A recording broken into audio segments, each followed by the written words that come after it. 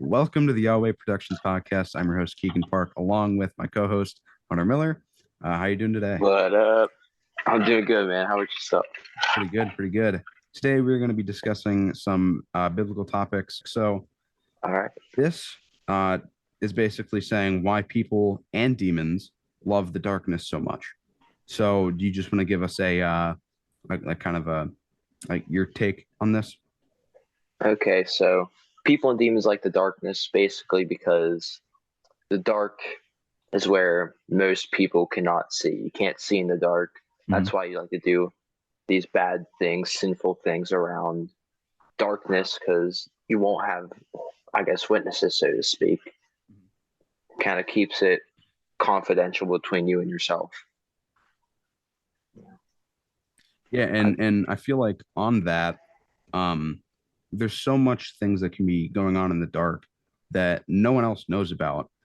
And the only thing that can be a light source to bring those things to the light is God and, authority members who can actually catch the people doing those crimes. Yep. But God catches those people in the acts. And if he doesn't, it's because he's waiting for greater punishment for them because he knows that it could possibly lead them to him. So a lot of the people that go to jail, for example, well, not necessarily recent, but recently brought up person who went to jail for doing horrific crimes, Jeffrey Dahmer, he, in the end, actually became a Christian. So all of those murders that he committed was eventually brought to the light, and God knew exactly what he was doing the whole time. He was building a really just building his character and building his life story until eventually he got murdered in prison. But again, he died a Christian. So that's really all what God tries to do. He just tries to lead you to him. Yeah. And another thing about darkness and doing things in the dark, demons love to hide. And what better is darkness to hide in than anything else? Yep. Demons hide in places that you can't find them, and they try to make themselves unknown. And one way they do that is by convincing their host or you to like the thoughts that you think that they try to convince you that they're yours when they're really not. In fact, Yep. they're their thoughts. And it can be really frustrating when you're thinking these thoughts and you're like, why can't I just stop thinking this? In reality, a lot of the times it's not you, it's the demon hiding and convincing yourself that it's you thinking those thoughts, but it's really not. And Yep. deliverance and spiritual guidance definitely helps bringing those demons to the light and exposing them and sending them back to hell where they came from. Mm-hmm. So another topic, which I feel like we can both probably talk a while on this one, but why is being a Christian so hard? Because there's always, you know, see, this is one of those questions where you know the answer. It's just a Mhm. matter of putting it into the right Yeah, exclamation. I can't talk. Like it's hard because you have to show self-discipline. yeah, Self-discipline isn't an easy thing to to gain, especially whenever these demons are always after you. mm.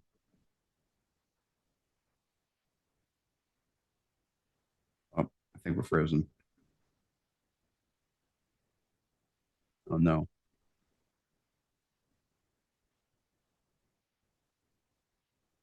oh no, I think we lost them. Hello. Oh, you froze. All right, all good, I all good. lost. Yeah. Where did you lose me at? I think we lost you at let me try to think here. I don't even know. All right, I let's was just just I yeah. was just saying it shows like being a Christian, you have to have good self-discipline, you know. Mhm. You have to um you have to stay away from this darkness and these temptations that these demons and Satan are always throwing at you. Yeah. And and for most people that definitely isn't an easy task, especially whenever they don't have the self-discipline to pull Mhm. away and they don't have that self-respect to, I guess, evade the darkness, you know. Mhm. Yeah, So and I feel like being a Christian is very hard when it comes, especially to that. And a lot of people get so distraught whenever they fail, in sin, and then they get, told by other Christians, "Oh, you're going to hell because you messed up, and you're not mhm. repenting, all this stuff," and it can be really hard on people. And I feel like those Christians that do that shouldn't, well, A, they shouldn't be doing it, and then B, they should really start to rethink their life choices, because as Christians, we're not meant to condemn others. We're meant to A, Yeah, love them, B, show them the way of Jesus, and C, we're supposed to, not condemn them. And I feel like once we understand that, there's going to be a huge, um I guess, revival of Christianity, because everyone's going to be like, "Oh, Christians aren't bad."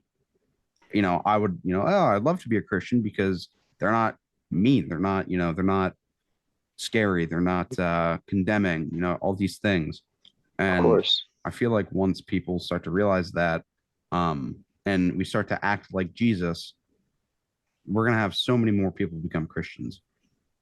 And being a Christian is just hard in the sense that when it comes to sin and acting like Jesus, it's hard because we're not God, we're not Jesus, we're not, super like holy in that sense, anyways. So we're flesh beings, Hmm. and our flesh desires sin. So it's hard to grasp that and not condemn others for the things that they're doing. And one of my favorite verses in the Bible is it's like it basically goes like this. It's, why are you pointing out the speck in your brother's eye when you haven't picked out the log in your eye? Which is basically like being a hypocrite.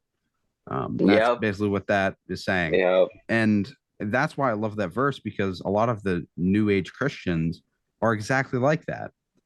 All Yeah. they do is condemn others, point out their mistakes, and they do it to either Christians or do it to, people who aren't.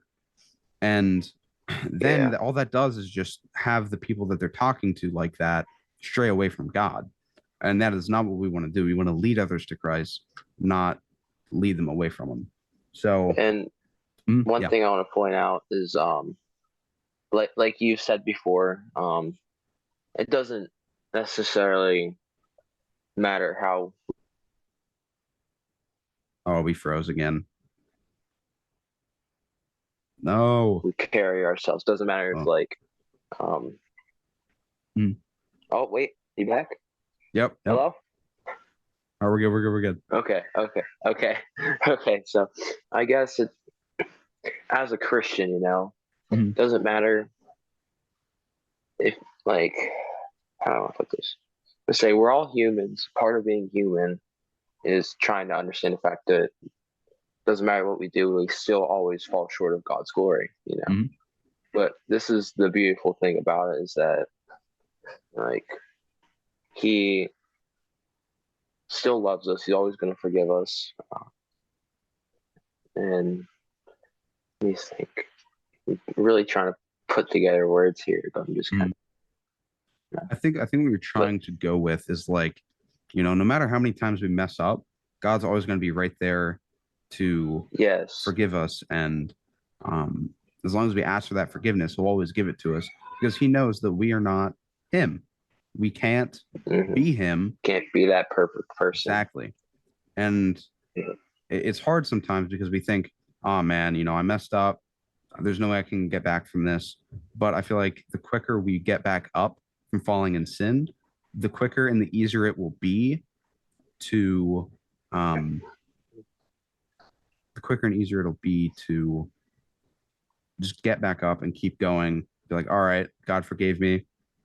Good. Yeah, I'm just gonna past keep is in the going. past, Hmm. of course, And oh, you were saying something yesterday about something like this with the sin cycle. Hmm. Um, Yeah. if you choose not to break that sin cycle, like it's gonna get bad, Hmm. and God's always one step behind you, even if you're 1,000 steps in front of Him, ahead of Him, or even behind Him, like however you want to put that. Hmm. Doesn't matter how many steps you take away from God; it just takes one step to get back, Exactly. you know. And it's a And beautiful if thing. yeah, and if you don't know what he's talking about, the sin cycle, um, I made up this thing. It's called the sin cycle. I don't know if I'm the only person to ever make this, but it's basically a cycle in which Satan grabs you, where you do one sin and it leads to the next, and it leads to the very next, and then it leads back to the first sin, and it's just an endless cycle. And the only one that can break that is God.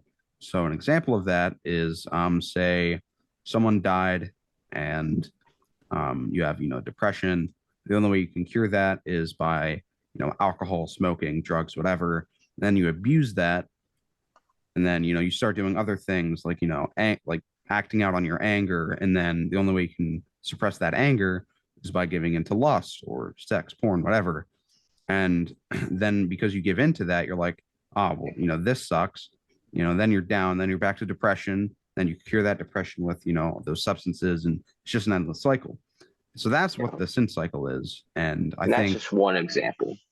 oh yeah, You yeah, know, there's there's many. I'm sure there's plenty of cycles, so to Oh speak, that yeah, are out there. yeah, There's yeah. too many scenarios to even like. Mhm. What will we be sitting here till the end of time Yeah, probably. if we are Yeah, going all? and it's amazing because there were some things that people have gone through in the past that we don't go through anymore, or we do go through. And I'm sure in the future there's going to be things that we won't go through, but our kids and our grandkids and our generations ahead of us will go through. And I don't know Yeah, how much longer we're going to be here on this earth, but however long that is, there's going to be problems. And that's just kind of the way it is. And I feel like we yeah, can't be blaming God for that because in the end, it was flesh who, started all this. It was Adam and Eve at the very beginning when God created the heavens and the earth, and they yeah, sinned, which created this whole generation of sinfulness to the world. They brought sin into the world. Well, they, I guess because I wouldn't say that they brought it into the world. It was more Satan who brought it into the world. They just Satan kind of, definitely has something to do with it. yeah, yeah, Gave in. They yeah. I kind of guess, yeah, yeah. they showed They enough were the doorway weakness. to let sin into the world, I guess you could say. Exactly. Um, Yeah. so again, we can't be blaming God for something that we basically did. Maybe not in this generation, but as a flesh, like as a fleshy body, that's what we did. We brought sin into the world, and we're the only ones that can blame for that. And Yeah. we're born sinners, and it's just kind of the way it is. And eventually, we're gonna, I guess, die sinners as well. That's Mm. just it's part of being human, part of being flesh and bone. Yeah. And Yeah. back to that sin cycle. Um, Yeah. how did you overcome your struggles with sin and substance abuse and stuff? Turning to God, Yeah. like it's as simple as that. I mean, it's definitely hard at first. Mm. Once I gotten saved, it just it hit me like wow, like I'm really doing this. It's hard, but there's a better payout in the end than Mm. to keep continuing with this sin and keep giving into Satan and what he wants me to do, Yeah. and these demons of the anxiety and depression or whatever you may have, like whatever there will be out there. Yeah. Just always one step back. Yeah, man. Um, yeah, A I big just feel step, like, but yeah, I really, in the end, God is the only way to overcome those struggles. And prayer is one of the biggest parts of that. And I know I've prayed for you many times, maybe not in person, but, right before I went to bed, I'd always pray for you, hmm you know, saying, I was praying for you too, man. yeah, because like we're all going through stuff, whether we know what it is or we don't. I feel like just Yeah. praying over those people, especially, like military or homeless Yeah. people, people who were in the hospital with cancer or, whatever it Yeah. might be, just praying over those people and asking for healing and safety and family, stuff like that. Things that Yeah. we have, like freedom, family, safety, all these things that we have, some people don't. And it hurts me to see that, but Yeah. we just got to pray for 'em, man, because there's one day that won't be like that. And Yep. Our prayers will and be answered yeah, soon enough. indeed. Yeah. And I want to get back on that the sin cycle, right? Mhm. So I'm brain farting. All good. Mm, mm, think. Okay, yeah. So broke my sin cycle, taking that step back to God, Hmm. Best decision I've ever made in my life by a long shot. That Hmm. should be like that was going to be the best thing that's happened to everybody's lives if they were to turn Yeah. Christianity and turn to God. But one of the things that I struggled with the most getting back into was Christianity. It was anxiety because knowing I wasn't going to do any of these things or having the temptation was giving me this anxiety I just couldn't shake. The only Hmm. thing I could do was pray about it, and soon enough, I'm not having anxiety. You know, Yeah. of course, you can have anxiety about stuff that may be important. Like if you have a big test coming up, of course you're gonna feel some form of anxiety about it. But you just gotta shake it. You gotta pray. And Hmm. like Yeah. these demons are not going to be stronger than me. You know, Hmm. I'll Yeah. shake And them. one of my favorite analogies uh, from the guest speaker at my camp that I went to, a Mhm. Christian camp. But like you said about the anxiety about like testing and stuff, he came up with Yeah, the analogy or not necessarily the analogy, but like how we use God. He said that sometimes, a lot of the time, we use God like a vending machine, right? We see the thing that we want, and we're like, okay, gotta type in these numbers, gotta have this like this prayer formula, and it's like, all right, thank God first, then ask for the thing that I want, pray for the people that I need to, and then boom, end it. We're good. I'll get that, later down the road. Pray for the test, pray for, I don't know, a new bike or something, and we oftentimes use God like a vending machine where we only pray for things that we want, and and that's honestly like God's our little pet in a box. We take him out for the things that we want. Pet him a little bit. Put him back. Take him out on Sundays. Show him around to the youth group. Put him back. Only pull him out during the times of the week that you actually need him or want things from him. And uh, I just feel like that's not right for God. Like that's using yeah. God, It's not. and It's not fair. exactly, it's not. And a lot of the times, God knows that He'll still give into those, or not give in, but He'll still give you those things. But all He wants is for you to he's believe in Him and thank Him for the things that He gives you. And that's another thing. We don't thank he's Him the most when He selfless. gives us things. Yeah, He is very, He's the most yeah, selfless, most very humble. selfless human to ever walk the face of this earth. Yeah, Jesus. Yep, Ever. There never be a person more selfless and perfect than him. indeed. And Never ever. It's impossible. and I think it's funny when you see all these influencers and actors, comedians, all these people saying, Yeah. oh, I'm like the greatest who ever lived. I'm the goat. There's only one man. There's only one goat. God. He is the greatest of all time. And maybe it's not the It's best only like thing. it for real. Yep. Greatest of Yeah. all time. Yeah. Maybe we now that I think about it, maybe we shouldn't call him the goat because, that's kind of, if you know the goat thing, the Satan, the what is that called? The Oh, Satan goat. Krampus. No, not Krampus, Krampus. but it's why can't I think of his name? Baphomet. Yeah. Baphomet.